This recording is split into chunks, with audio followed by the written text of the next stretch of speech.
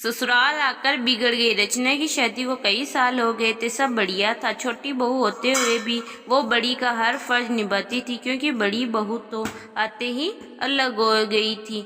रचना के सास ससुर को हर काम के लिए रचना ही गलती थी, फिर भी वो उसकी बुराई करना नहीं छोड़ते थे।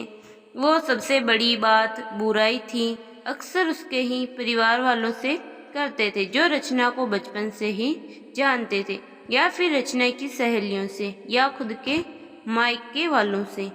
पहली बार जब शादी के बाद रचना की दोस्त आई तो सासू माँ ने उससे ही रचना की बुराई करना शुरू कर दी।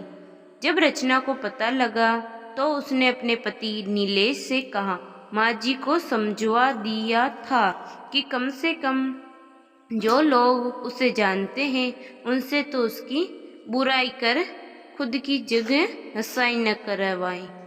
पर उन्होंने ना सुनी, बल्कि और ये आदत ही बन गई थी।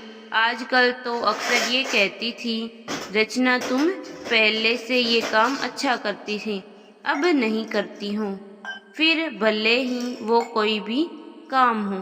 रचना की बुआ उसके ससुराल आई थी, तब सासू माँ की किट्टी पार्टी भी थी। वो बुआ को कभी साथ ले गई और आदताना सबके सामने ही रचना की बुराई करने लगी, कहने लगी, रचना पहले सब अच्छा करती थी, अब कोई काम ठीक से नहीं करती, ना ठीक से रोटी बनाती हैं, ना सब्जी, ना अच्छे से कपड़े पहनती हैं और ना बच्चों का ख्याल रखती हैं।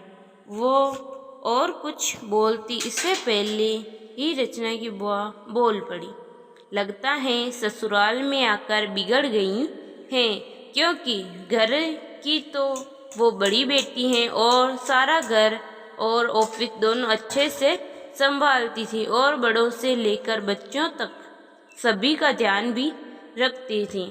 आपके यहाँ आकर बिगड़ गई हैं। ऐसा कीजिए, महीने 2 महीने जमाई सा के साथ उसे मायके भेज दीजिए, हम ससुराल भेज देंगे। अब रचना की सासू माँ का मुंह देखने लायक था। उन्हें बोलने के लिए शब्द नहीं मिले रहे थे, तो बस फिर उठकर चली गई, ये कहकर कि आती हूँ, जरा कोई बुला रहा है। और रचना की बुआ जी बस मुस्कुरा रही थी।